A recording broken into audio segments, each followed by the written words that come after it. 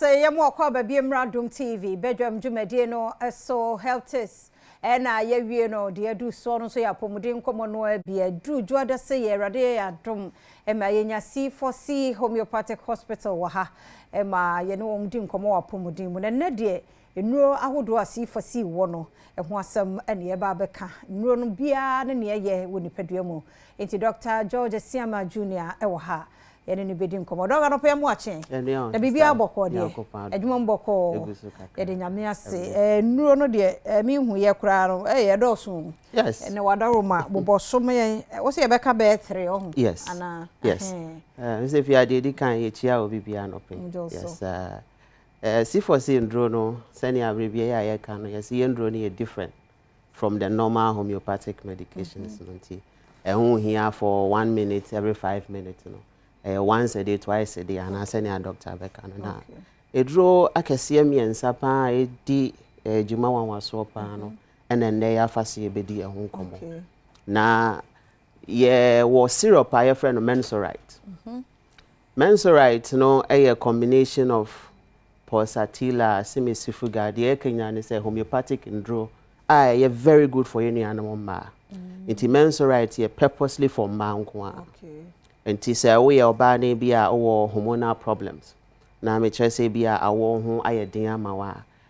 wo say ye nhwehwemu ebi wo ho a na ovarian cyst a chere say ovaries no insu abegina ho kakra ebi susu wo ho a na wo infection bi a che wo system no mu enti ama fro na ama obi ti say PID, pelvic inflammatory disease yesua hu say wo such problem a abribia no bo hu say bi na insu kakra bi go ana se ukọ bebi so ana ohono so ekeka okakra na ho so ehyehyew ebi wo hokra wo no ho kafo so hia na wo nya pains yesua hu se wanya ho hwe afro a ekoka wo awode animu ankasa etimi koka wo awode no kra fallopian tube no etimi ma insuo kra begina awode animu ankasa etimi ma ovaries na wo se tukosua no ehono so ehohono ha ni nyina no ebasa na ma awo ayeden nti se wo obi krampa a wo nya problem some miscarriage na ye miscarriage ne ye wo de wa ukoye na ye wo de wankasa so eno aneba nti spontaneous abortion say no ye be ye hwehwemu menstruate very good for such conditions so even o your background na say opese wo skin no that so na gradient way pa o hia menstruate because your hormones nti say ye wow hormones na production of melanin ne de ka ho nyina be boa na ahofe na baye no na edipe nti menstruate de ye dry am fendi agorokra okay nti eno de ye manko na enom ye benom ne say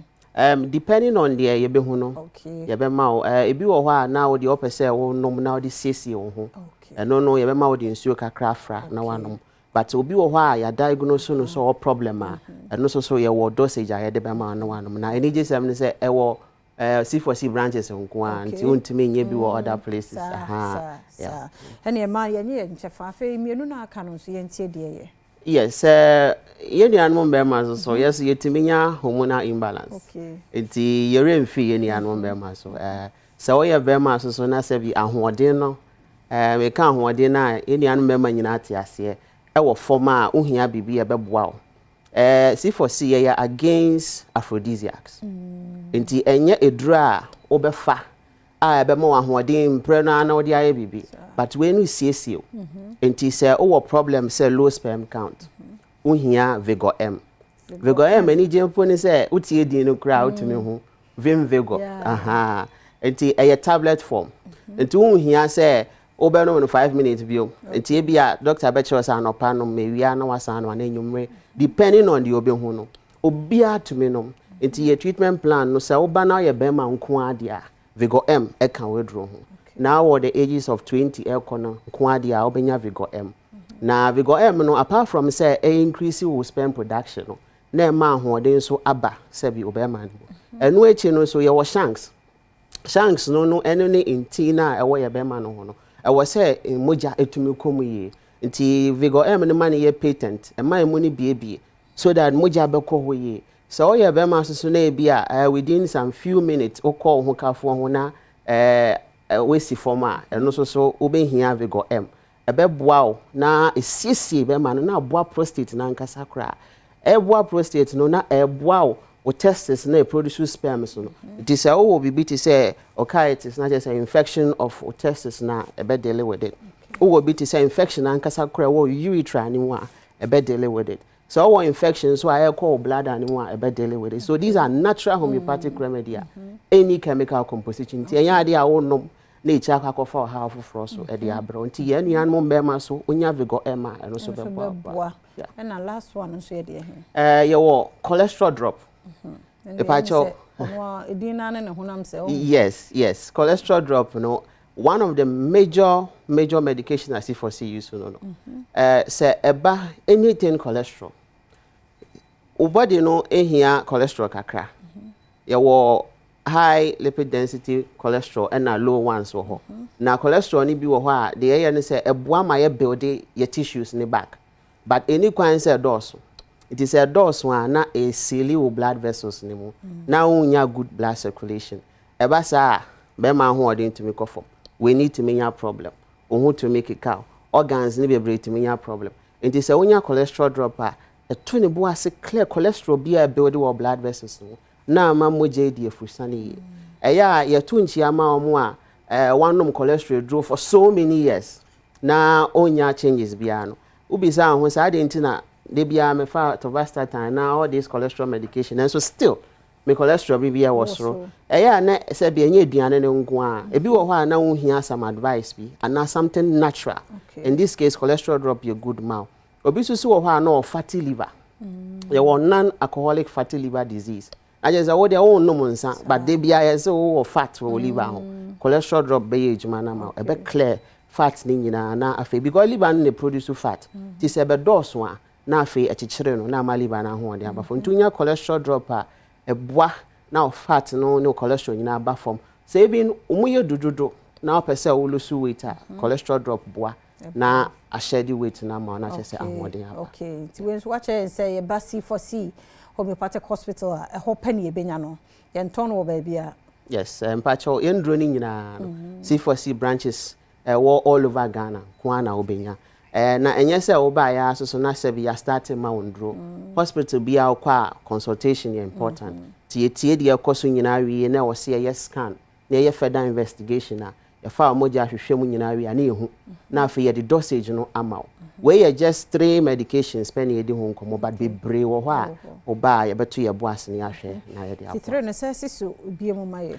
ye wo mensurite ye ni an mo mba nko a Vigo M so ye ni an mo mbema and a cholesterol drop here. Man and mema be our cholesterol problem here. Yes. Okay. What how much a chira kwan no na e bia na obi hwe na my number no so bua na openchiri mu e bia na ya money de so na mo hu aduru na say oni krona kasa. So if you am that say me pa chow baby our Ghana bia na we asa fanani C4C Homeopathic Hospital na TNK. Yeah there ye bia ye ka say ye very keen our homeopathic treatment ho until you deal with the natural organs until all over Ghana your branches so all central region our branches are kesiemiensa baako wo Cape Coast baako wo Ogona Odobin and Swedro so branch wo Kumasi so you just so kwamo Ashanti region that is in Kumasi and Accra has your Denta SDA Junction pacho Western region so your Takrade opposite Fejai e dry edi ho nkoma ye mensurite Vigo M cholesterol drop any ndrobe bre ka ho no ba C4C branches are on Sabeka Friend number in enemy ndim komo na yen hwede ye betimi ayede abo 050 00 40 331 050 00 40 331 and I say 050 00 40 328 050 00 40 328 C4C Homeopathic Hospital ye giendro ni di eji treatment plans ni di into dey bia yasema ye kan say once treated forever treated anope that will be yes that's papa Dr. George Esiama Junior na yete nka no C4C Homeopathic Hospital friend no number no here de kire wadwe bia condition bia yo say no do mu ni hu adu ofra ombetumi aboa fasada Emma Franco Trading Enterprise phones papa fie ene ho a wo pe phone ne ho akade bia yenko Franco ho enche me the birthday for no enso bantu wo pe phones ne ho akade bia say Nokia say Samsung, say iPhone, smart TV, tabletop fridges, and a Franco air conditioning no so na uhia ni nyina ye obi. CCTV cameras no so Mr. GB say office e fie bia fa bi bo ho na fe wa hu se de e koso e wo ho. Franco number ni 0246 422338 0246 422338 and 0555 939311 0555 939311 now in the Franco Trading Enterprise enim komo mamen komra ba ku bi oho ye ba ye beto so